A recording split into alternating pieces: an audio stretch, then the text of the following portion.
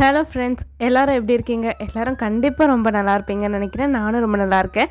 நம்ம சேனலில் long video போட்டு ரொம்ப நாள் ஆச்சு. ஆனால் கண்டிப்பாக நம்ம டெய்லி போடுற ஷார்ட்ஸ் எல்லாரும் பார்த்துட்ருப்பீங்கன்னு நினைக்கிறேன். மறக்காமல் உங்கள் ஃப்ரெண்ட்ஸ் அண்ட் ஃபேமிலிக்கும் ஷேர் பண்ணி சப்போர்ட் பண்ணுங்கள். And thanks for all your support. இன்றைக்கி விலாகில் சண்டே மார்னிங் ரொட்டீன் தான் வந்து ஷேர் பண்ணியிருக்கேன். பிரேக்ஃபாஸ்ட் அண்ட் லஞ்ச்க்கு என்னெல்லாம் பண்ணியிருக்கோம், அதுக்கப்புறம் என்னெல்லாம் சொதப்பல் பண்ணியிருக்கோம், என்னெல்லாம் சூப்பராக வந்துச்சு, அது எல்லாமே வந்துட்டு இந்த விலாகில் நான் ஷேர் பண்ணியிருக்கேன்.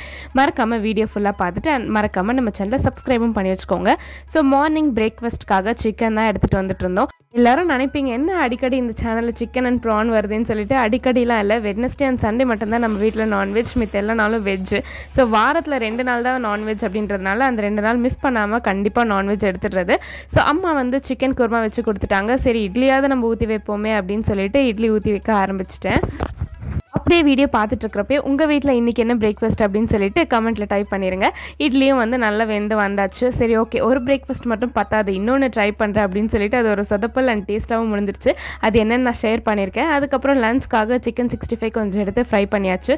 சிக்கன் குருமாக்காக தான் வாங்கிட்டு வந்திருந்தோம். சரி 65யும் சாப்பிட்ணும் அப்படின்ட்டு ஆசையாக இருந்துச்சு. அதனால கொஞ்சம் குட்டி குட்டி பீஸ், போன்லெஸ் பீஸ்லாம் எடுத்து 65 மாதிரி போட்டாச்சு. லஞ்சுக்கு சாப்பிட்டுக்கலாம் அப்படின்னு சொல்லிட்டு அண்ட் லன்ச் ப்ரிப்பேர் பண்ண ஆரம்பிச்சிட்டோம். பிரேக்ஃபாஸ்ட் பண்ணி வச்சுட்டு இன்றைக்கி லன்ச் பேக் பேக் பண்ணோம் அப்படின்றதுனால லன்ச்சுமே வந்துட்டு மார்னிங்கே குக் பண்ண ஆரம்பிச்சாச்சு. லஞ்சுக்காக ப்ரான் தான் வாங்கிட்டு வந்திருந்தோம்.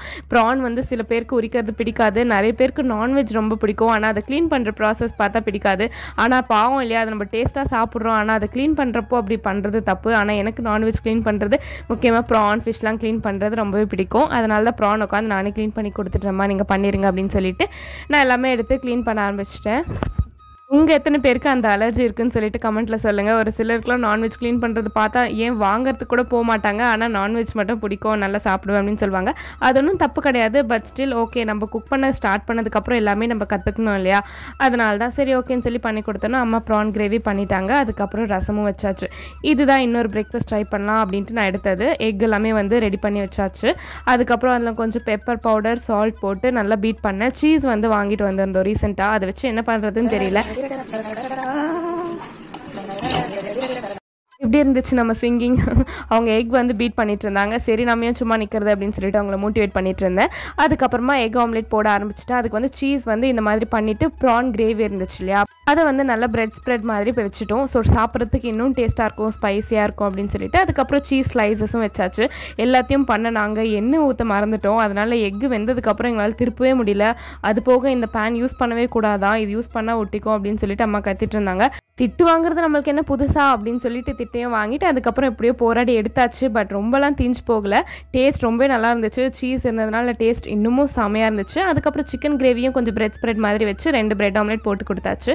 சரி ஓகே, இப்போ லஞ்ச் பேக் பண்ணலாம் அப்படின்னு சொல்லிட்டு பேக் பண்ண ஆரம்பிச்சிட்டேன். இப்போ அடிக்கிற வெயிலுக்கு நம்ம என்னதான் லஞ்ச்லாம் சாப்பிட்டாலும் இந்த மாதிரி லிக்விட் ஐட்டம்ஸ் நிறைய சாப்பிடல அப்படின்னா ரொம்ப கஷ்டம், ரொம்ப டீஹைட்ரேட் ஆகிடும் பாடி.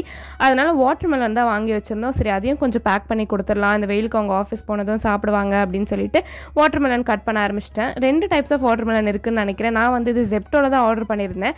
நான் எக்ஸ்பெக்ட் பண்ணது ஒயிட் கலரில் இருக்கும் இல்லையா வெளியே, அந்த மாதிரி தான். ஆனால் 2த்துக்கும் டேஸ்ட் ஒன்றும் பெருசாக டிஃப்ரென்ஸ் தெரியல, ஒரே மாதிரி தான் இருந்துச்சு. ஃப்ரூட்ஸ் கூட ஜெப்டோவில் ஆர்டர் பண்ணுவீங்களான்னு நினைக்காதீங்க, போய் வாங்குறதுக்கு ஆள் இல்லை.